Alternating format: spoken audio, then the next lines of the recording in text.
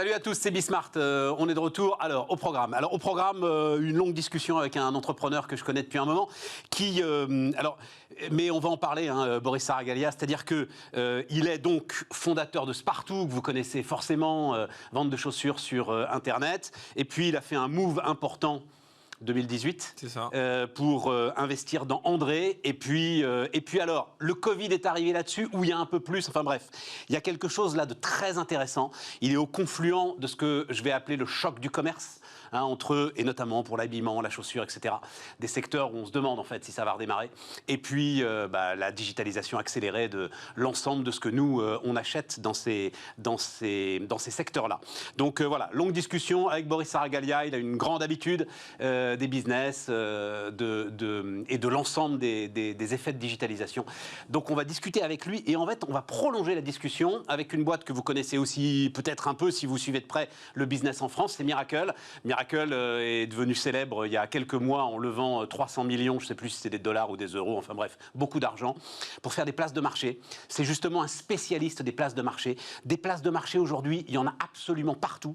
Donc on discutera avec la directrice commerciale de Mirakl. Et puis enfin, last but not least, alors je lis d'ailleurs la présidente de la conférence générale des juges consulaires de France, plus prosaïquement, la patronne des tribunaux de commerce. Voilà, la première des présidentes des tribunaux de commerce. Vous comprenez bien qu'en ce moment, j'ai vraiment énormément de questions à lui poser. Et puis, il y a en plus des réformes discrètes qui se jouent sur ces juridictions qui restent quand même très complexes. Donc voilà, on va aussi prendre du temps pour parler de ça. C'est parti, c'est Bismart. Donc on démarre avec Boris Saragalia. Bonjour. Boris. Ravi de te voir depuis un moment d'ailleurs.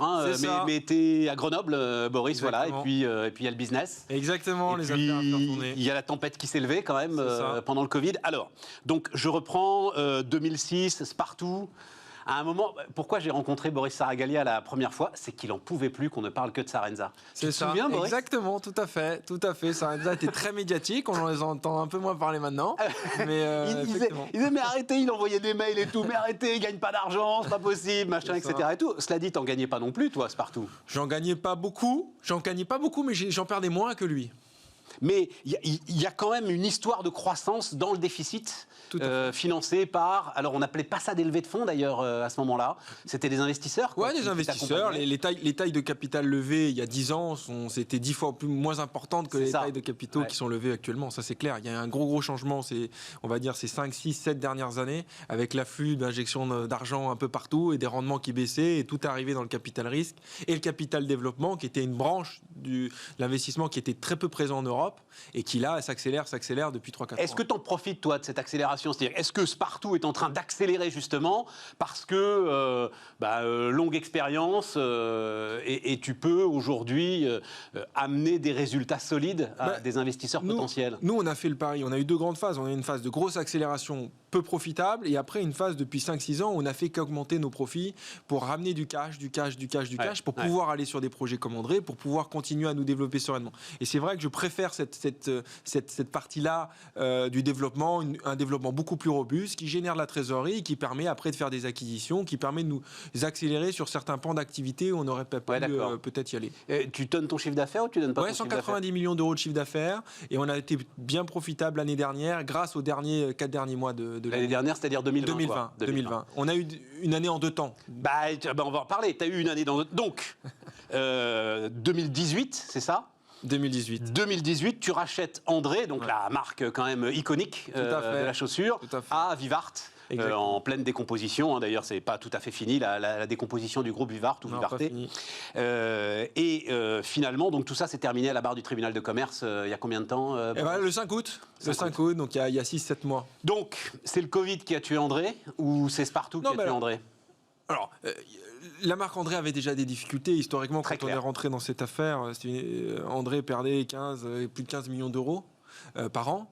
Et on est arrivé là avec un projet que je crois 15 millions d'euros de pertes sur quel chiffre d'affaires? Par an, sur une centaine de millions. Ouais. Voilà. L'idée, c'était, et je crois toujours à cette stratégie-là, la combinaison d'activités fortes online et de marques qui se développent dans le physique aussi.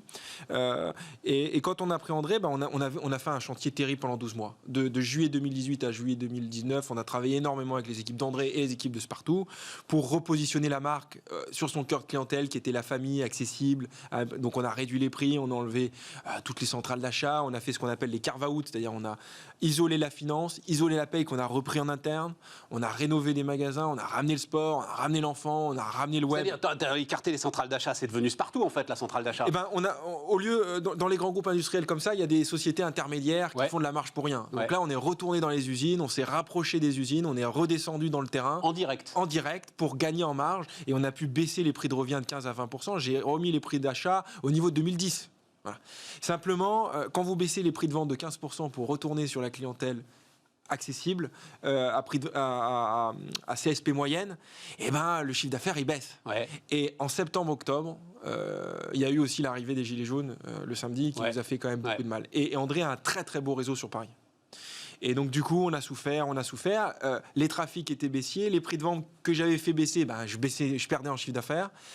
Même si on a fait énormément pour améliorer la productivité, c'est-à-dire le chiffre d'affaires par heure travaillée, on n'a pas réussi. Et à partir d'août, on a vu les fruits du travail payés. Août, septembre, octobre, novembre, décembre, janvier, février, des croissances organiques positives. Donc là, on est février 2020, hein, c'est ça, hein, voilà. Février 2020, juste avant le confinement. Exactement. Avant le confinement. Exactement. Et en fait, nous, on a des activités en Chine et des activités partout en Europe. Et en Chine, on avait vu, même sur Internet, dès début janvier, ça coupait.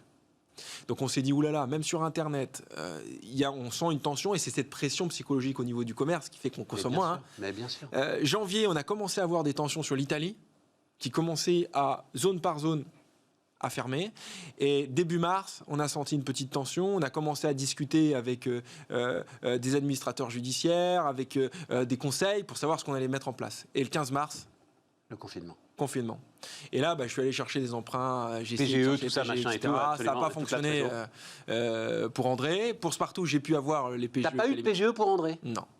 Parce que le truc était déjà structurellement déficitaire? Sur un plan légal, j'y avais droit.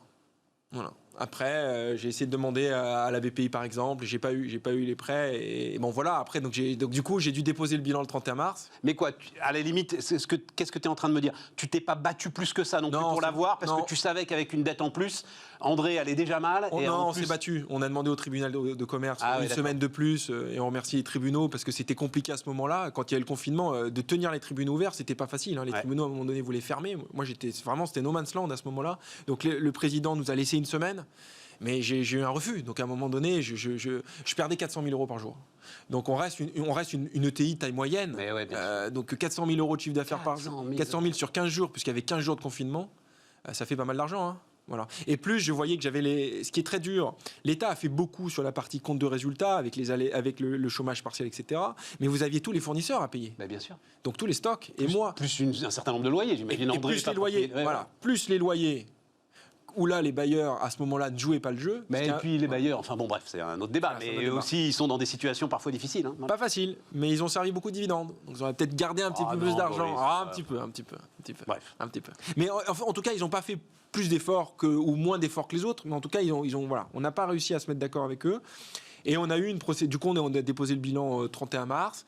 Et puis, on a eu une procédure avril, mai, juin qui n'était pas facile. Je remercie les administrateurs judiciaires, les tribunaux aussi, parce que c'est pas facile de pouvoir... Mais juin, t'as pas eu cette espèce de rebond là? T'as eu cette espèce de rebond que tout le monde a eu? Il y a eu un rebond, mais croyez-moi, quand vous êtes en redressement judiciaire, la confiance des partenaires autour, c'est difficile. La confiance des salariés, c'est pas facile. Alors c'est très important. Non, c'est pas facile. C'est-à-dire qu'en fait, tes fournisseurs, ils te livrent au compte-gouttes et il faut que tu payes au cul du camion. Exactement. Donc ça, c'est vraiment... Dès qu'un de tes vendeurs a une opportunité, il file. C'est vraiment difficile. Et il faut comprendre un truc, ce qui est à la sortie du confinement, il y a des secteurs qui sont très fortement développés, il y en a d'autres moins. L'univers du jouet, l'univers de la déco d'intérieur, l'univers de tout ce qui est bricolage a très très bien fonctionné pour le confinement. Néanmoins, l'univers de la chaussure, n'ayant pas d'usure, n'ayant pas tout cela, c'est pas le secteur qui est reparti le vent en poupe arrivant en juin. Est-ce que, alors, tu dis la stratégie elle est toujours bonne. Moi, ce qui m'intéresse beaucoup, Boris, c'est que si un gars était capable de digitaliser le commerce, c'est toi quand même. Et si tu y arrives pas, tu te dis, pour alors, ce segment-là bien particulier, habillement, chaussures, etc., ça va peut-être être compliqué. Alors, on a eu quand même depuis 2-3 ans quelques vents dans le dos, quelques vents frontales dans le commerce globalement. Parce qu'entre les gilets jaunes, les retraites, le Covid, oui, c'est vrai. Je pense qu'il faut voir ça avec un peu plus de recul. C'est une parenthèse de vie qui est pas facile à vivre pour tout le monde, ce climat social et puis après ce climat maintenant anxiogène lié au Covid, c'est pas facile. Mais je pense que sur le très long terme, il n'y a aucune raison que ce modèle économique ne fonctionne pas et mieux que les autres s'ils sont traités séparément. Donc, non, je crois beaucoup à ça. Après, je pense que là, on n'a pas eu la bonne fenêtre, à mon sens. Mais on y croit toujours et on ira. Non, mais c'est vrai que j'avais pas pris la mesure. Tiens, c'est la patronne de Pomme d'Api, je sais pas si tu connais cette marque. Assez formidable. Tiens, il faudra qu'on la réinvite d'ailleurs, savoir où est-ce qu'elle en est. Qui disait qu'elle a l'impression d'être face à un rocher avec les vagues qu'elle prenait dans la tête, les unes derrière les autres, comme tu dis, les grèves, les gilets jaunes. Et à chaque fois, c'est un peu de ton bilan qui s'affaiblit.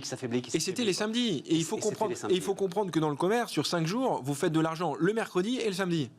Et un peu plus le samedi que le mercredi. Donc tous les jours de la semaine, vous ouvrez finalement pour faire le business du samedi. Donc quand le samedi, vous ne pouvez pas, parce qu'il y a des mouvements sociaux, c'est très compliqué. C'est très compliqué. Et que vous avez une pression sur le loyer qui reste. Et vous avez quand même des gens à payer aussi. Donc vous avez toute la structure de Frécix à payer. Voilà.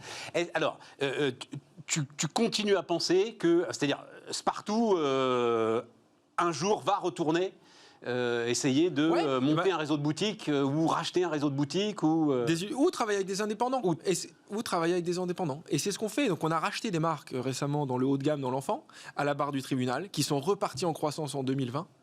Donc comme quoi même des entreprises qui sont parties au dépôt de bilan peuvent redémarrer. Et ça c'est très très bien. Petite alors celle-là. Ouais, c'est des marques 4, 5, 6 millions d'euros. GBB, Little Marie et Easy Peasy. Ce sont 3 marques enfants haut de gamme. Et là on va aider les indépendants. On va leur vendre ces produits. On leur fait des modèles économiques quasiment en déploiement. Alors, c'est des marques qui elles-mêmes existaient sur le marché. Mais franchissent des indépendants alors. Et qui sont déjà présents dans des indépendants et qu'on développe. D'accord. Donc on va faire du porte-à-porte. On a des commerciaux qui se baladent en France pour leur vendre des nouveaux produits. Et là, on a depuis 5 ans développé énormément la marketplace pour les magasins. Sur 700 partenaires, on a 250 magasins. Donc des petits indépendants qui font du chiffre d'affaires 50 000, 100 000 en moyenne. 700 partenaires, donc tu as la marketplace, à côté de Spartoo, la marketplace, exactement. 700 partenaires, 250 magasins en France. Ah oui, c'est ça. Donc ça veut dire que c'est des gars qui ont 2-3 magasins maxi. Et qui ont des magasins et qui vendent des produits chez nous. Et on fait 100 à 150 000 euros de chiffre d'affaires par an. Il y en a qui font 1 million d'euros de chiffre d'affaires par an. Or qu'un magasin moyen fait 300 000 euros. D'accord. Donc on fait ça. Et là, on vient de lancer ce mois-ci notre logiciel de caisse pour numériser complètement leur activité. Donc c'est un logiciel de caisse qui permet qui permet de faire le stock, gestion des stocks en magasin, bien entendu, mais qui permet de vendre sur toutes les marketplaces, la nôtre, mais Amazon, mais La Redoute, mais toutes les marketplaces, qui permet de les transformer en point relais et qui permet d'utiliser notre centrale d'achat. Et on est en plein dans la numérisation des indépendants. Aujourd'hui, le monde des indépendants est quand même un monde à moderniser sur le plan du digital. Et on veut les aider. Et donc là, on lance en février, début mars, notre logiciel de caisse. Et on capitalise sur tout ce qu'on a fait avec André, sur tout ce qu'on a pu faire avant avec nos magasins, parce qu'on a quand même nos magasins. Mais ton logiciel de caisse, c'est toi qui l'as mis au point ? Nous, on développe tout nous-mêmes. Tu développes tout toi-même ? Tout nous-mêmes depuis 15 ans. Donc les logiciels de caisse, les WMS, le web, le CRM, les technologies de caching. Il y a Miracle qui va venir là. T'as pas envie de leur dire je vais lui poser la question parce que figure-toi que t'es pas le premier à me le dire. Il y a un autre entrepreneur assez dingue comme toi, le fondateur de Vroomly, je sais pas si tu connais, qui digitalise les garages. C'est intéressant ça. Mais pourquoi j'irais chercher un spécialiste de la marketplace ? Je l'ai écrit moi-même. Non, on n'en a pas besoin et tout. Donc voilà, elle va venir nous dire pourquoi on a besoin d'un expert. Oui, d'accord. Et donc ça, en fait, c'est la bonne formule. Parce que tu te charges pas de coûts de structure qui, derrière, peuvent se retourner contre toi. Je veux allier les deux forces. L'indépendance, c'est les meilleurs pour opérer le commerce. Ils ont le sens des euros, ils ont le sens de l'engagement, ils ont le sens de leur... Du client, quand même, peut-être un jour. Du client, tout à fait. Et nous, on leur apporte toute la paix technologique et digitale qu'ils n'ont peut-être un peu moins que nous. Et en alliant nos deux forces, leur savoir-faire du commerce, le client, la sensibilité aux euros, la sensibilité du produit, et nous, on va leur apporter la fluidification pour pouvoir les aider à vendre sur Internet, et à leur ramener du client avec les points relais. Et on pense que ça, c'est très très bien pour accélérer. Et il y a un lien entre Spartoo et l'ensemble ce réseau. C'est-à-dire, il y a un lien commercial. Si moi, je tape bêtement Spartoo, parce que la marque, quand même, elle a une certaine notoriété, ça retombe un peu sur ces indépendants. Alors, oui, parce que quand un client vient sur Spartoo et cherche des produits qu'un détaillant vend, il va retrouver le produit sur le site. Et si vous regardez sur Spartoo, il y a un onglet qui s'appelle La mode autrement, et vous pouvez sélectionner la carte de la France et aller sur votre indépendant dans votre ville et voir s'il vend des produits et lui acheter. Il y a eu une rupture ou pas pour toi durant parce que la grande question, c'est donc, je sais quoi, hausse, allez, on va dire 25-30% sans doute du commerce digital. Sans lendemain, ça va retomber, ou au contraire, il y a un virage qui a été pris? Je pense qu'il y a forcément un énorme effet d'aubaine, au sens où les magasins étant fermés, ayant cette anxiété d'aller dans les boutiques, de retourner dans les boutiques, qui fait qu'il y a énormément d'acquisition de nouveaux clients. Ce qu'il faut quand même savoir sur l'Internet, parce que tout l'Internet n'a pas bien marché. Pourquoi? Parce qu'il y a eu énormément d'annulations de commandes de la part des fournisseurs ou de décalage de livraison. Donc tout l'Internet n'a pas bien fonctionné. Il y a pu y avoir un effet déceptif parfois. Oui, parce que tout à fait. Un effet déceptif parce qu'on produit partout dans le monde, certains grands imports, certains circuits courts, mais beaucoup de pays ont été confinés. Donc quand vous avez des produits comme la chaussure où ça part de la vache et on arrive à une chaussure, il y a énormément d'étapes au milieu. Donc avec les confinements de tous ces pays-là, ça a créé énormément de retard et de nombreuses annulations. 25% d'annulations sur nos commandes, sur nos carnets de commandes d'hiver. Donc ça, pour faire de la croissance à 10, 15, 20%, c'est très, très, très compliqué. Donc non, on pense qu'il y a un vrai effet d'aubaine. Après, globalement, je pense que l'être humain aime partager des moments, aime se voir, échanger, avoir ces moments-là de relations humaines, parce que les sens travaillent. On a besoin de faire travailler nos sens. Donc je pense que si on tire le trait à l'infini, je pense que les gens reprendront du plaisir à reconsommer, reprendront du plaisir à... Mais en magasin, tu veux dire? En magasin. Mais oui, ça, j'ai pas de doute. Mais en magasin, y compris pour des chaussures, y compris pour de l'habillement, y compris pour... Après, je pense néanmoins dans le même temps qu'il est très important que les magasins et surtout les indépendants se digitalisent et viennent aussi apporter ce niveau de service pour les consommateurs qui sont de plus en plus exigeants en termes de prix, en termes d'offres, etc. Et là, ils ont enfin, on l'a raconté 10 fois sur Bismart, mais l'idée de même pas avoir les adresses mail de ses bons clients pour leur envoyer des petits mots pendant que les magasins sont fermés, ça c'est des trucs qui... Enfin voilà, c'est des leçons qui ont été apprises, je pense, par exemple. Je pense que là, ils ont pris conscience de l'importance que ça peut avoir de mieux appréhender sa donnée client, de plus les suivre et de créer une vraie relation. Bien sûr. Et pas uniquement un point de stockage. Et en fait, le digital, c'est de la richesse en plus dans la relation. Exactement. Ce qu'on n'avait pas forcément en tête. Non. On pensait que c'était la fin de la relation, en fait. Le digital, c'est tout le contraire. Les gros, comme Google, Facebook, ont très bien compris que la data autour du client est une mine d'or. Mais ils ne me parlent pas beaucoup, Google, tu vois. Alors que celui chez qui je vais acheter des chaussures, si j'ai 4 gamins, c'est pas mal s'il me parle. C'est encore mieux. C'est encore mieux. Bon... Eh ben, merci Boris pour tout ça. Merci Stéphane de nous inviter. Boris Saragalia, patron de Spartoo et donc fédérant un certain nombre d'indépendants, était notre premier invité sur Bismart. On continue les amis. On repart les amis, on repart donc avec ce phénomène des marketplaces. Alors phénomène miracle, mais ça on en avait déjà parlé avec le patron fondateur d'ailleurs. Au moment, c'était 300 millions d'euros, c'est ça Laure? C'est ça, c'est ça. C'est ça, elle dit ça avec un petit air désolé. On n'a pas pu faire plus. Non, on est hyper fiers et hyper heureux. Ça va nous aider à nous développer très vite. Bon, mais de toute façon ça marque. Alors en fait, j'avais pas pris la mesure du truc et depuis que j'ai découvert Miracle, les marketplaces, etc., je me rends compte du nombre d'entrepreneurs qui passent ici et qui en fait ne parlent que de ça. Ouais. C'est le décollage, c'est un phénomène, alors évidemment tiré par l'exemple Amazon, mais vous-même, vous vivez ce décollage et ce phénomène-là? On vit ce décollage, alors faut évidemment pas être cynique sur l'année 2020, mais ça a quand même été l'année de l'explosion des marketplaces. C'est un phénomène, si tu veux, qui existe beaucoup dans le B2C depuis longtemps. En fait, quand tu regardes le top 20 du e-commerce français, il y a déjà 13 acteurs qui sont des marketplaces. Donc la majorité des grands e-commerçants sont des marketplaces. Il n'y a pas que Amazon, il faut arrêter de parler que de Amazon. Beaucoup de clients Miracle, évidemment, qui ont développé leur propre parce que vous avez alors je ne sais pas si c'est du marketing ou si c'est de la conviction, ça doit être un peu des deux d'ailleurs, l'idée de donner justement des armes anti-Amazon C'est exactement qui l'idée. veulent se battre contre Oui, eux. parce que finalement, tout le monde a regardé Amazon pendant des années en se demandant comment ils arrivaient à croître, mais finalement, c'est assez simple. C'est un modèle économique qu'on appelle la place de marché, et ils appliquent les mêmes recettes. Donc, c'est très solide en B2C. D'ailleurs, on le voit, les chiffres du e-commerce B2C l'année dernière, le e-commerce a explosé parce qu'on ne pouvait plus acheter dans les magasins, ça c'est sûr. Ce qu'on sait moins peut-être, c'est que la croissance des marketplaces était 2 fois supérieure, presque 2 fois supérieure au e-commerce. Donc voilà, c'est un modèle. Décris ça parce que, alors c'est bête comme chou quand on le décrit, mais simplement il faut y penser. C'est un cercle vertueux finalement qui se met en place, hein, c'est ça alors? C'est assez simple. En fait, le modèle traditionnel de distribution, il est assez long en fait. Il faut identifier des produits, se mettre en contact des fournisseurs, négocier des prix, des stocks. Donc il y a un cycle qu'on appelle chez nous pipeline, étape par étape, très long. En fait, quand on bascule dans un modèle marketplace, on va chercher de la valeur dans un écosystème. Et cet écosystème, en quelques jours, tu peux décider, on l'a vu, voilà, un exemple concret, l'année dernière, un de nos clients qui est Conrad, qui est un client allemand, B2B spécialisé, ils ont été capables en quelques jours de se retrouver à référencer pour leurs clients professionnels du matériel de protection lié à la crise Covid parce qu'ils ont enrôlé des partenaires, des marchands sur leur marketplace.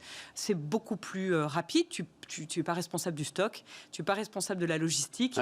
Non, et puis alors, je n'ai pas dit que tu étais directrice commerciale Europe de Miracle, mais je sens bien la directrice commerciale, c'est-à-dire votre angle d'attaque aujourd'hui, c'est le B2B. Enfin, l'un des importants angles d'attaque, c'est le B2B. Donc, tu vas me donner des exemples B2B, mais restons sur le B2C. Tu dis, Uber et Airbnb, en fait, c'est des marketplaces. Mais oui, bien sûr, tous ceux dont on parle aujourd'hui, c'est des gens qui ont créé de la valeur sur des assets qu'ils ne possèdent pas. C'est quand même une révolution importante. Le plus grand équipementier d'automobile, qui est un de nos clients aujourd'hui, ne possède pas la majorité des pièces détachées qu'il vend. C'est qui, c'est Aramis ? Non, c'est Agnel. Agnel, une belle entreprise française, une belle PME française qui s'est développée grâce à sa marketplace. Ils ont 13 millions de références de pièces détachées disponibles sur leur place de marché. Alors dis-moi, on rentre dans le truc. Alors on rentre dans le truc. Il se trouve, entrepreneur assez formidable, il s'appelle Alexis Frère-Jean, cofondateur de Vroomly. J'ai vu ça, Vroomly qui digitalise les garages. C'est très intéressant, allez voir l'interview, le truc est vraiment très très intéressant. Et donc ils font une marketplace pareil de pièces détachées automobiles. Et donc je lui parle de Miracle, il me dit mais pourquoi j'aurais besoin de... Je le fais moi-même.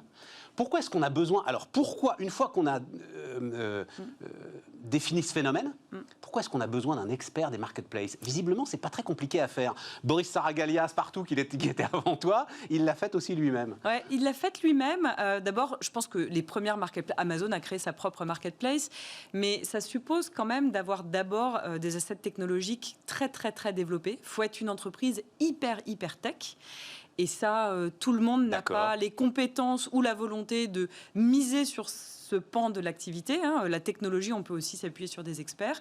Donc en fait, ce que Spartoo a lancé et a mis à des années à construire, ce qu'Amazon a mis 6 ans à construire, nous, nos clients, en 4 mois, ils lancent leur marketplace. Donc déjà, il y a une problématique de timing. Mais en fait, surtout, je te dirais que bizarrement, le gros de notre activité n'est pas tellement de parler techno avec nos clients.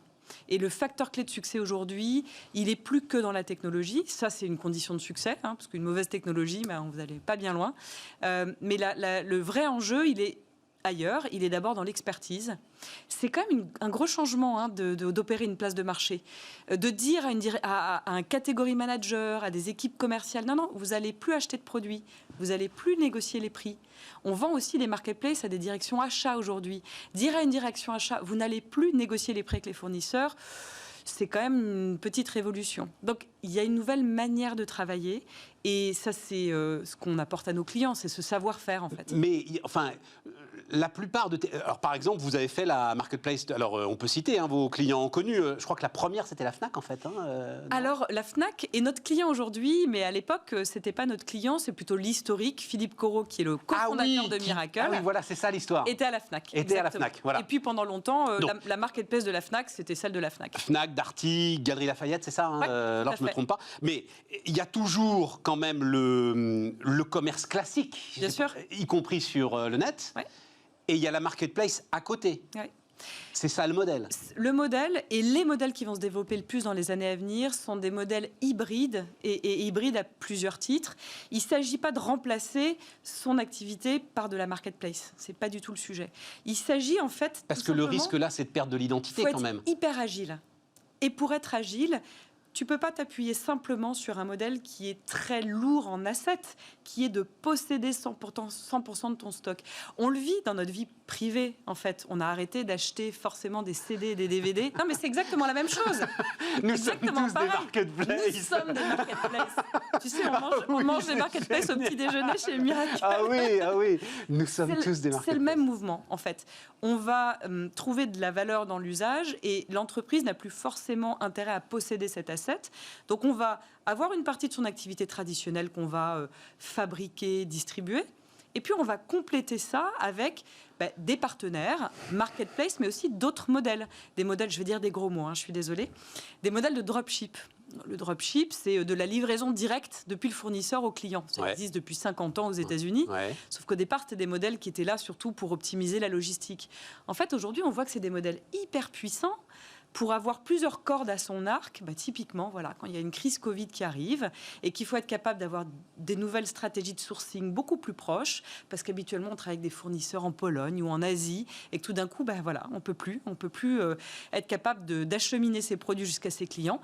On va travailler grâce à du dropshipping ou de la marketplace avec d'autres écosystèmes de fournisseurs plus locaux. Oui, mais on prendra juste une commission alors à ce moment-là. Alors, une commission sur les ventes, oui, c'est un modèle qui est quand même très rentable, parce qu'à nouveau, on ne prend pas le risque du stock. Je comprends. Alors après, c'est là où ça donne un peu le vertige, parce que il y a des choses qui sont très très intéressantes. D'abord, est-ce qu'il y a des biais dans les marketplaces ? C'est-à-dire, il se trouve que assez régulièrement, un jeune entrepreneur vient nous voir. Son job, sa boîte, c'est aider justement des clients, on va encore reparler d'Amazon, pardon, mais aider les clients à exister en fait sur la marketplace d'Amazon. Voilà, mais parce que c'est massif, etc. Et on se rend compte de l'infinie complexité de paramètres qu'il faut gérer pour être à peu près là où on veut être sur la marketplace d'Amazon. C'est vrai. Alors voilà, comment on gère ça ? Comment est-ce que je veux dire, celui qui possède la marketplace est capable de faire des choix à un moment?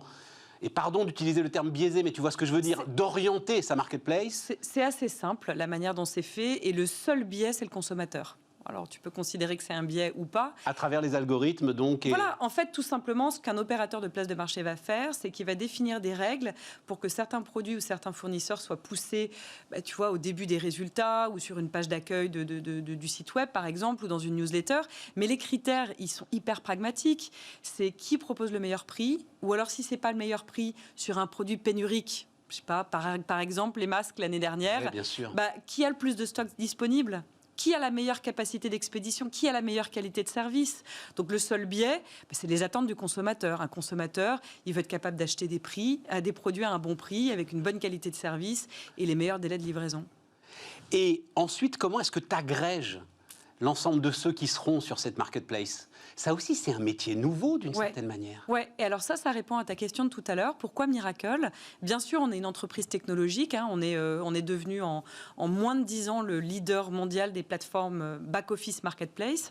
Mais une grosse partie de notre activité et de nos équipes, c'est de l'accompagnement et c'est surtout ce qu'on appelle Connect chez Miracle. Et Connect, c'est l'ingrédient secret, en fait, pour lancer sa marketplace avec succès.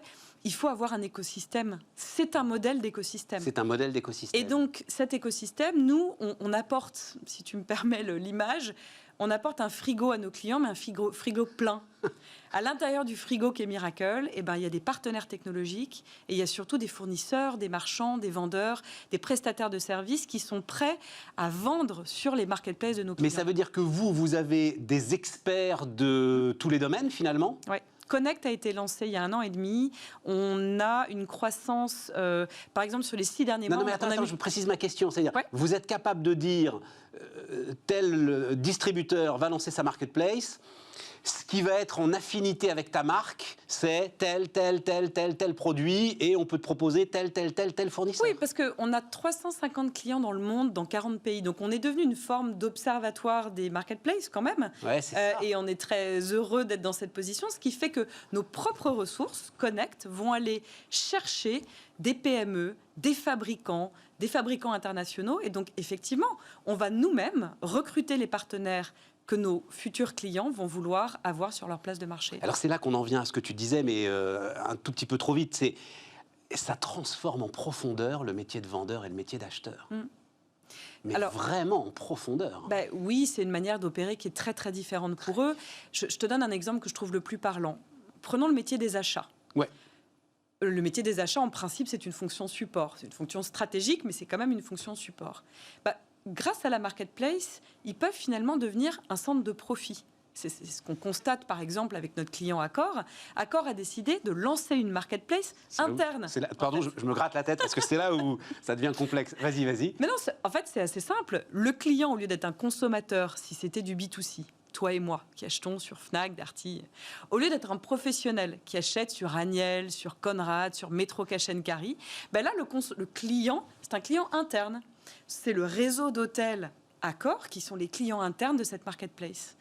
Mais ça change en de la profondeur. Même façon, j'en sais rien. Oui, c'est ça, d'accord. Voilà. D'accord. Donc tu as compris le modèle, et ce qui fait que et ce qui permet aussi, parce que c'est un des sujets des achats aujourd'hui, alors ça s'appelle en termes techniques le taux de couverture, ça permet sans doute d'augmenter aussi le taux de couverture, parce que le client interne, alors pardon, là aussi c'est des termes techniques, mais on est dans l'entreprise, celui qui a besoin de passer une commande, il passe pas forcément par les achats, sauf qu'avec la marketplace, il a une offre beaucoup plus large, et donc là, sans doute, le taux de couverture augmente. Et là, augmente. je te le donne en mille. L'ennemi juré, à nouveau, c'est Amazon. Parce que qu'est-ce qui se passe quand un employé ou un responsable d'hôtel ne trouve pas les produits dont il a besoin pour s'approvisionner ? En fait, il va contourner un peu le processus d'achat habituel. C'est ce qu'on appelle des achats dissidents, j'adore le terme. et il va aller acheter sur Amazon Business, parce qu'en 3 clics... Donc, au lieu de se retrouver dans ces process, enfin dans ces cas de figure où tu perds complètement le contrôle sur la dépense, faites votre propre Amazon, créez votre propre marketplace à destination de vos clients internes. Et il faut que ça ressemble à Amazon, non ? Ouais. Il faut que ça réponde aux critères les plus exigeants du commerce de 2021. Ouais, c'est ça. Et même de 2025 et de 2030. Oui, il faut que l'expérience de l'utilisateur soit une expérience web aussi simple que toi et moi le week-end quand on achète sur Internet. Ouais. Sinon, ça ne fonctionne pas, parce que une marketplace, c'est réconcilier l'offre et la demande. Si l'offre est là, c'est super, mais si la demande a des difficultés à acheter, ça ne fonctionne pas. Tu vois, il y a 5-6 ans, on avait Bring Your Own Device, et maintenant, c'est Bring Your Own Marketplace. Oui. Bring Your Own Amazon, mais Bring Your Own Marketplace. C'est exactement voilà, il faut que ce soit le truc. Ouais. Et ça aussi, c'est le talent de Miracle que de savoir faire ça. On sait faire ça. Voilà. On a le droit de parler 2 minutes du B2B ? Ah, mais vraiment 2 minutes, parce qu'on est au bout. Bon, alors au bout... Mais on en a bien parlé du B2B, on a parlé du B2B. Tu m'as parlé d'Accor, tu m'as parlé de tes pièces détachées automobiles. C'est vrai. Vive les vendeurs, quand même. Hein. Je suis désolée. Non. Je me referai pas. Non, pourquoi je veux te parler du B2B ? Parce que c'est un peu moins intuitif, mais je trouve ça hyper intéressant à la lumière de l'année dernière, de ce qui s'est passé. Et en fait, il y a quand même beaucoup d'acteurs qui n'ont plus vraiment beaucoup d'autres choix que de se bouger. Alors, il y a une étude de McKinsey intéressante l'année dernière qui a montré que moins de 10% des entreprises B2B ont commencé à se doter en outils digitaux vis-à-vis de leur écosystème. Ouais. Donc, c'est des entreprises qui viennent d'où ? C'est des gens qui distribuent du matériel automobile, on en a parlé. Eux, ils n'ont plus trop d'autres choix que commencer à vraiment se transformer. Ils ont la même urgence que les retailers il y a une dizaine d'années. Ceux qui distribuent du matériel médical, ceux qui distribuent du matériel pour les entreprises, du matériel pour les professionnels. Tu veux dire quoi alors ? Tu veux dire qu'en allant sur les marketplaces, ils augmentent leur potentiel de lead, de contact, de possibilités de toucher de nouveaux clients ? Ils peuvent aller sur des marketplaces, ils doivent surtout réfléchir à créer leur propre marketplace, parce qu'ils auront les mêmes bénéfices que les autres. À ce moment-là, ils vont fédérer leurs concurrents ? Non, ils vont fédérer un écosystème. Ils vont surtout fédérer, et je vais te dire, si on est à court de temps, je finis là-dessus, ils vont fédérer leurs propres distributeurs. Et ça, c'est un modèle qui est quand même très intéressant. On travaille de plus en plus avec des industriels. Mais attends, une seconde. Ouais. Si je vends du matériel médical, comme tu le dis, Ouais. je crée une marketplace qui va vendre du matériel médical. Oui. Bon, je vais vendre le matériel médical aussi de mes concurrents, forcément. Pourquoi pas? Pourquoi pas? Ou d'autres segments Ouais. que je n'opère pas. Toyota, qui est notre client aux États-Unis, ils ont compris un truc très simple, ou Airbus, par exemple, encore plus proche de nous, Airbus Hélicoptère. Ils fournissent des pièces détachées à tous ceux qui opèrent des flottes d'hélicoptères Airbus. C'est assez simple. Ils le font via une marketplace. Pourquoi? Parce que pour la première fois, ils ont trouvé un modèle qui permet d'animer leur écosystème de distributeurs au lieu de les contourner et de créer un site web qui devient un concurrent. Donc, ils permettent à leurs distributeurs de vendre, mais tu as raison, pourquoi se limiter aux pièces détachées Airbus? À un moment donné, celui qui opère cette flotte, il a d'autres matériels et c'est simple à trouver sur la place de marché. Laure Le Gall, la directrice commerciale Europe de Miracle, nous expliquait cette révolution des marketplaces. Les amis, on se retrouve dans un instant.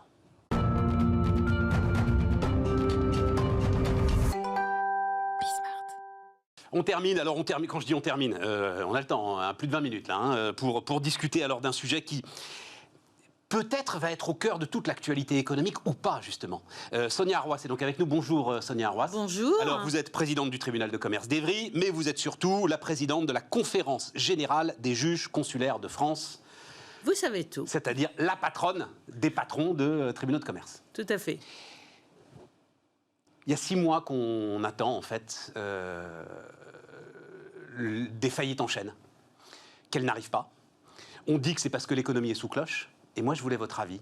Est-ce que l'économie est sous cloche ou est-ce que finalement, les entreprises, en gérant au mieux leur trésorerie, grâce évidemment à toutes les aides d'État, etc., et tout, on va éviter cet enchaînement de faillites? Comment est-ce que vous appréhendez ça? Alors, comment j'appréhende ça? D'une façon relativement simple. Si vous voulez, on voit qu'il n'y a pas eu il y aurait eu qu'un seul confinement et un arrêt d'activité complet, on aurait eu une déferlante d'entreprises en faillite.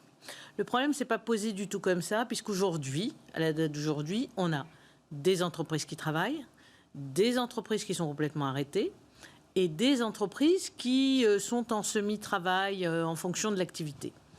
Et donc, par rapport à ça, nous, on ne voit pas du tout de déferlante arriver. Effectivement, vous avez tout à fait raison, les entreprises sont sous cloche, mais une fois que la cloche va être levée, l'activité va repartir. Il faut se dire que l'activité va repartir, tout à fait. Tout à fait. Et elle va repartir à des degrés différents en fonction de l'entreprise concernée. Et alors, c'est là que je crois que ce sont les éléments que vous voulez le plus mettre en avant.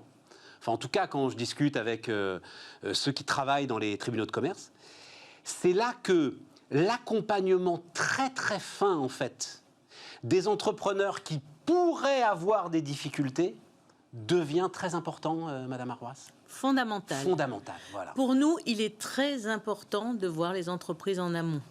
C'est-à-dire que dès qu'elles commencent à avoir quelques difficultés, il est important qu'elles viennent passer la porte des tribunaux. Quelle que soit la région de France, etc. C'est très important de pouvoir les aider quand elles sont juste malades. Il est très difficile d'aider une entreprise à vivre si elle est presque morte. Oui, c'est ça. Alors, donc c'est effectivement pour ça qu'on pousse énormément la prévention. On pousse énormément la prévention, on pousse énormément les procédures amiables que sont la conciliation et le mandat ad hoc, parce que c'est des outils qui peuvent réellement sauver les entreprises. Alors, il y a une mission justice économique là, qui vient de rendre un rapport pour tenter de développer justement ces mécanismes de prévention. Tout à fait. Qui sont ignorés, dit la mission, par 90% des acteurs économiques. Et notamment ces 2 termes que vous avez employés, conciliation et ad hoc. Il faut en parler un petit peu parce que, notamment, ce sont des missions qui restent strictement confidentielles. Madame Tout à fait. C'est un point que vous soulevez qui est extrêmement important parce que personne n'est au courant quand on met une entreprise soit en mandat ad hoc, soit en conciliation. Ça reste au sein du bureau du président du tribunal. On met en place un administrateur ou un mandataire judiciaire ou quelqu'un d'autre, mais c'est très important, sorti de cette de cette sphère, Oui, c'est ça. personne n'est au courant. C'est-à-dire que vos fournisseurs ne sont pas au courant, vos bailleurs ne sont pas au courant, personne n'est au courant. Vos clients, chose très importante, ne sont pas au courant. Vos salariés ne sont pas au Vos courant. salariés ne sont pas au courant. Même pas les institutions représentatives du personnel? Alors, il y a des cas où les institutions représentatives du personnel sont au courant. Instance, pardon, c'est pas institution, c'est Oui, instance. mais j'avais bien compris ce que vous vouliez dire. C'est très minime. Le problème, c'est qu'on a essentiellement des moyennes ou grandes entreprises qui viennent nous voir. C'est ça. C'est eux qui sont au courant, par leur expert comptable, par leur commissaire aux comptes, que ces moyens existent. Ce que nous, on aimerait vraiment voir plus, c'est les petites entreprises. Parce que les petites entreprises n'ont pas du tout de moyens de se sauver. Et nous, on peut réellement les aider. Et alors, qu'est-ce qui se passe dans ces cas-là? C'est quoi le... Alors, vous avez dit... Tiens, mais d'abord, la question qui fâche, parce que là-dessus, j'arrive pas... Est-ce qu'il y a un problème avec la rémunération justement de ceux qui sont nommés dans ces cas-là, c'est-à-dire des mandataires sociaux ou des administrateurs judiciaires? Est-ce qu'il y a un sujet autour de ça? La mission dit, oui, il y a peut-être un sujet, parce que ce sont des frais que les petites entreprises ne veulent pas... Ne peuvent pas. C'est pas trop ne veulent pas, mais ne peuvent pas. Enfin, allez, ne peuvent pas et ne veulent pas. Voilà. Alors, on va dire qu'il y a un sujet qu'il n'y en a pas. Je ne vous fais pas une réponse de Normand. Ah, mais c'est super, mais je vous en prie, allez-y, allez-y. Mais presque. Ce qui est important de savoir, c'est que, allez, on va dire 95% des mandataires nous donnent des honoraires qui sont tout à fait compatibles avec les entreprises, voire même des tout petits prix pour que les petites entreprises puissent être aidées, etc. Et puis, il y a une infime partie des mandataires qui sont en débordement. Et en fait, la chancellerie est active là-dessus pour essayer de voir qu'est-ce qui peut être fait pour qu'on puisse simplement réguler.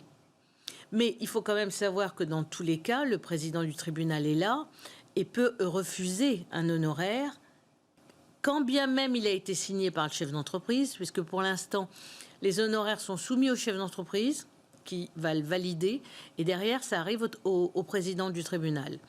J'ai demandé, d'une part, à la chancellerie de voir s'il pouvait pas, le contraire ne pouvait pas être fait. C'est-à-dire que l'on valide, nous, président, là je parle en tant que président de tribunal, absolument. Nous, présidents de tribunaux, d'abord les honoraires, ou qu'on les valide pas, hein, tout à fait. Voilà, et que derrière, on le fasse signer par le chef d'entreprise. Mais oui, parce que le chef d'entreprise, il est au courant de rien, lui. Mais non seulement il est au courant de rien, mais lui, il espère qu'une chose, c'est être sauvé. Mais bien sûr.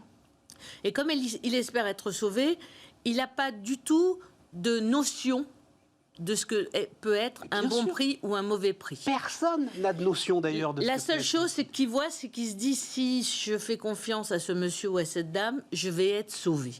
Je vais être sauvé, mon entreprise va continuer à marcher, mes 80 salariés vont être payés, etc., etc.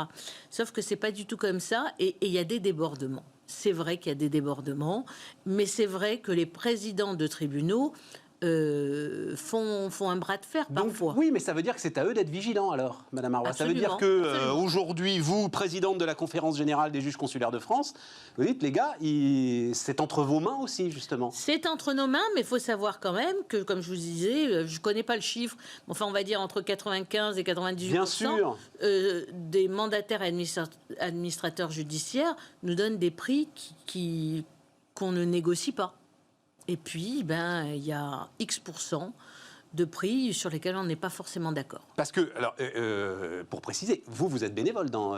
On est bénévole, tout à fait. Tous les juges, les 3200 juges de France, juges consulaires de France, sont bénévoles. Mais on est tellement enrichis par notre travail. Oui, c'est un engagement de dingue. C'est un engagement, mais c'est passionnant. Vous avez dirigé combien d'entreprises 7. 7 entreprises. Quel secteur? J'ai pas vu de quel secteur c'était. Ah oui, mais alors là, vous avez commencé à... Pourquoi? Je vais commencer à quoi? À paniquer, parce que j'ai 7 secteurs complètement différents. C'est vrai? Oui. Oui, j'ai dirigé une entreprise de fabrication d'agendas personnalisés. J'ai dirigé une entreprise de joaillerie. J'ai dirigé une entreprise de décoration d'intérieur, j'ai dirigé une entreprise de bateaux. Donc, vous voyez, les secteurs, à part le goût du beau, Toutes Non. revendues et cédées ou vous en avez gardé Non, certaines aujourd'hui? Non, j'ai tout vendu. Tout vendu. J'ai tout vendu au fur et à mesure du temps. Je les ai quand même gardés 20 ans, 25 ans. Et à un moment, vous en dirigiez combien en même temps? 7. Ah, les 7 en même temps? Oui. Alors des fois, non pas 7 en même temps. Il m'est arrivé jusqu'à 5. Non, jusqu'à 5.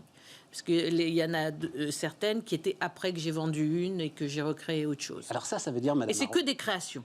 Mais ça veut dire, Madame Arroy, ce que vous avez fait, ce que moi j'adore cette phrase que me disent un certain nombre de chefs d'entreprise, c'est à un moment, il faut savoir embaucher plus fort que soi pour diriger la boîte. Parce que ça veut dire que vous aviez 7 directeurs généraux qui...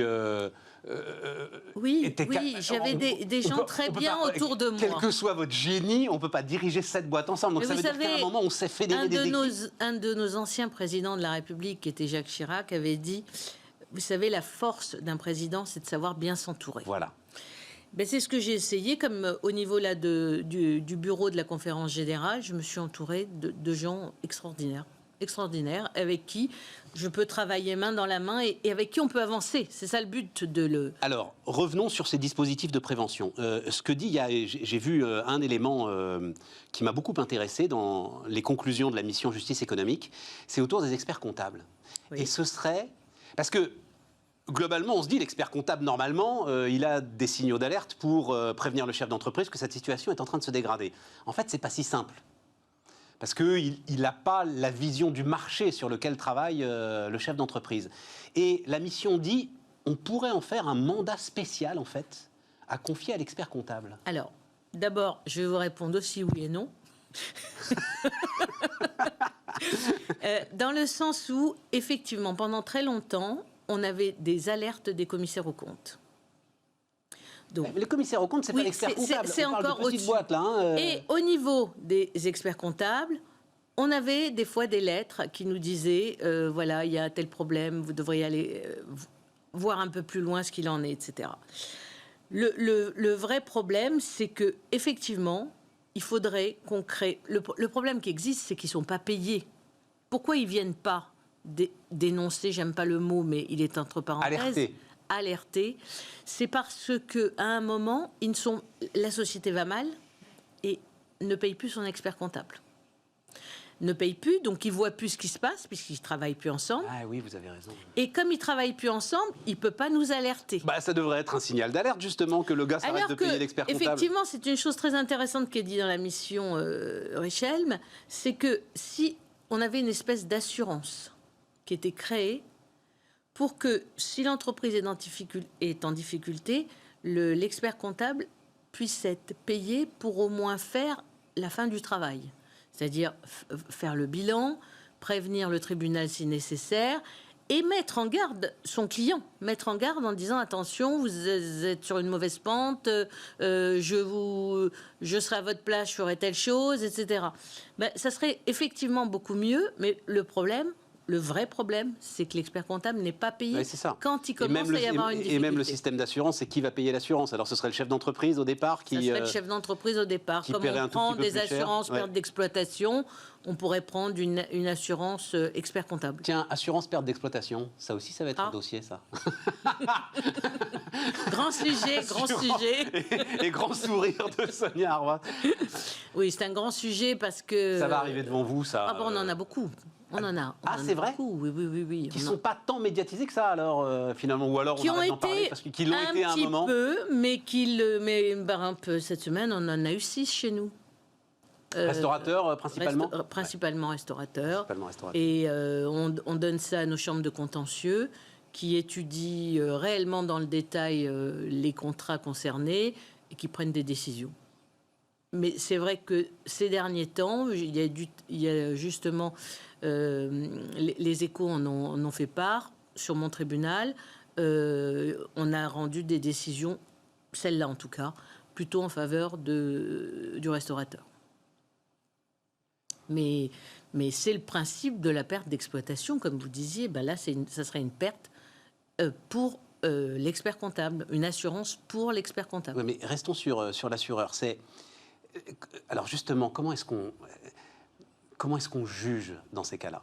C'est-à-dire, est-ce que la justice commerciale, comme la justice civile ou la justice pénale, a des degrés d'interprétation? c'est la lettre des contrats, rien que la lettre des contrats, et finalement, pardon de le dire comme ça, mais une intelligence artificielle un peu sophistiquée pourrait rendre justice, ou il y a une interprétation de celui qui instruit le dossier? Alors, il y a surtout une vraie instruction du dossier. C'est-à-dire qu'on va essayer de tout regarder, y compris l'historique. Si c'est quelqu'un qui a pris, par exemple, une perte d'exploitation il y a 1 an, enfin, il y a 2 ans, on ne va pas parler d'il y a 1 an, c'est une chose.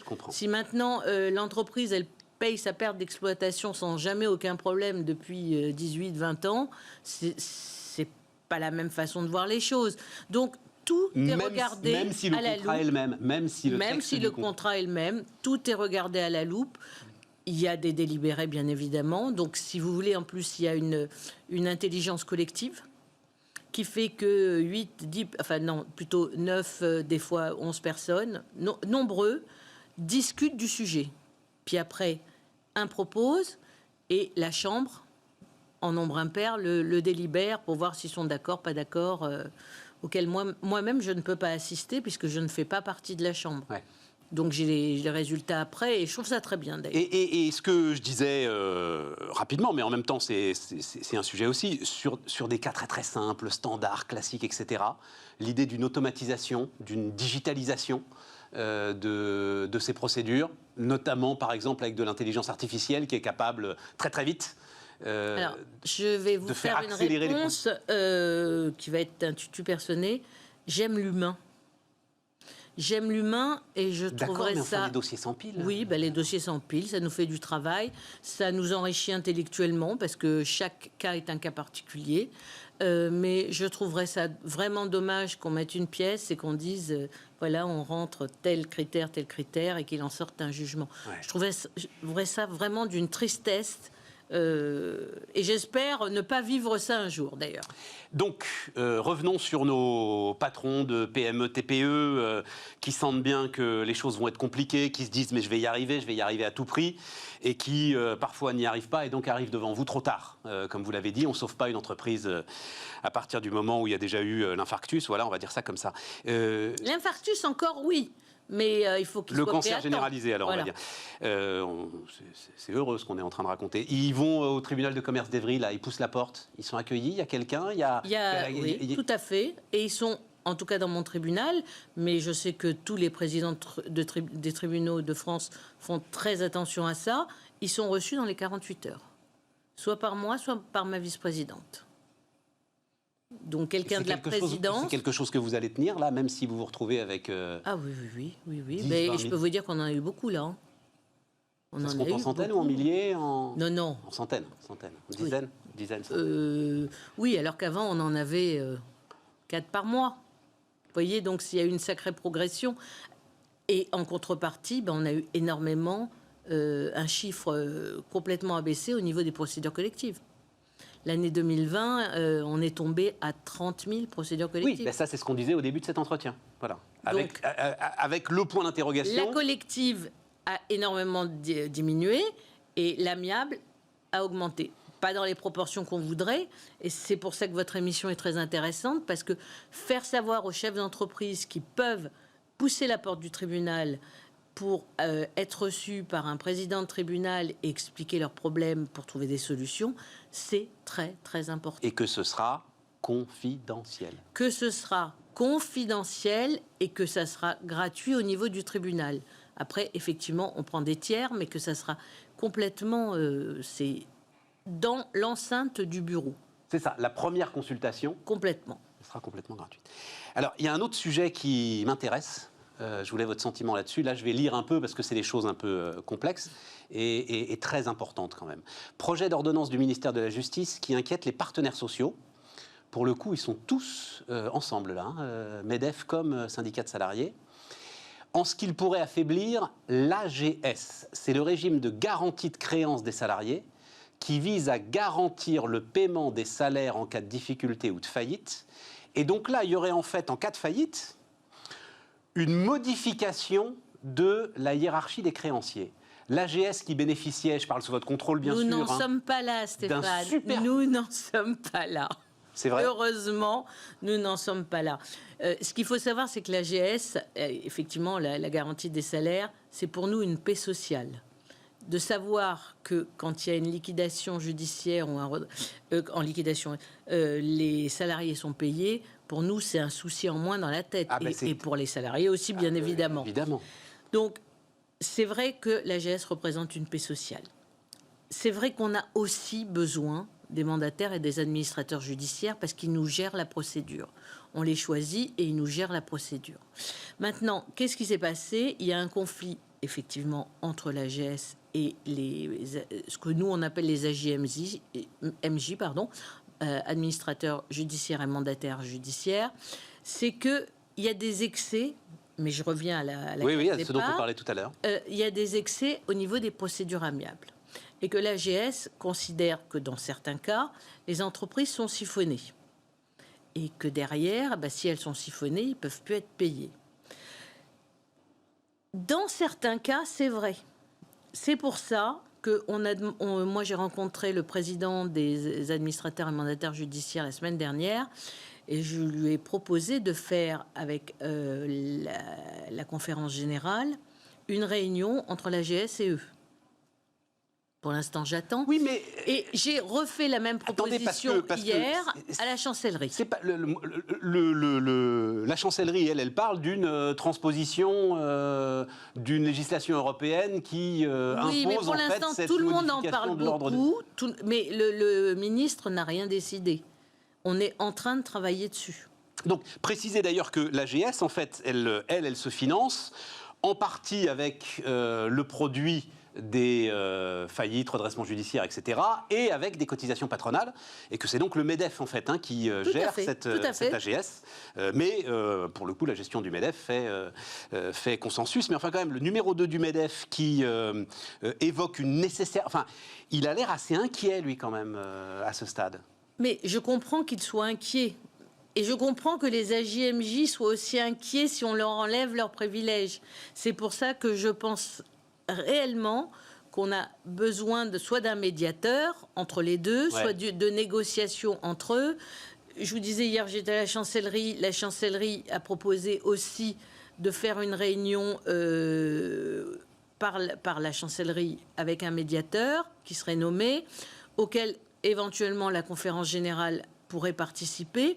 Mais c'est très important et ça devient urgent parce que le climat se détériore. Et c'est pas bon pour les entreprises qui vont souffrir dans quelques temps. C'est ça. Donc, moi, je suis pour le rapprochement des deux. Puis j'imagine que tous vous découvrez ce sujet un petit peu complexe, etc. Oui, mais c'est ça aussi qui est en train de se passer en ce moment. Et même si on souhaite, et j'ai bien entendu votre sentiment que non, on n'est peut-être pas forcément devant une avalanche de faillite, si néanmoins elle devait arriver... Il faut absolument que cette histoire soit réglée. Oui, voilà. Mais le ministre a ça sur son bureau. Hein. Notre garde des Sceaux est très... Il y a beaucoup de choses sur son bureau. Il a beaucoup... Non, mais ça fait partie des choses importantes qu'il a dans la partie urgente. Il nous reste 45 secondes. Juste, voilà, bon, enfin je l'ai fait un peu, mais rendre hommage à l'ensemble des juges consulaires, c'est ça, hein, Madame Arwas? Je vous remercie. Qui donnent énormément de temps. Oui, oui. C'est pas seulement du temps, parce que, enfin... C'est de l'investissement. Oui, et puis vous vous retrouvez à gérer des drames au quotidien. Enfin, j'imagine que certains soirs, ça ne doit pas être simple de rentrer chez soi, quoi. Voilà, oui, mais on a des juges formidables. On a vraiment des juges formidables qui donnent, comme vous dites, énormément de leur temps, s'investissent. Moi, j'ai des juges extraordinaires qui s'investissent pendant la crise Covid. On les appelait, ils venaient. Puisqu'on devait faire des... Tout à fait. Ben, on a un entrepreneur qui leur a rendu hommage, là, tout à l'heure. Ben, merci à lui. Et merci à vous. Eh ben, merci à vous, Sonia Arwas, donc, qui était notre dernière invitée sur Bismart. On se retrouve lundi, les amis.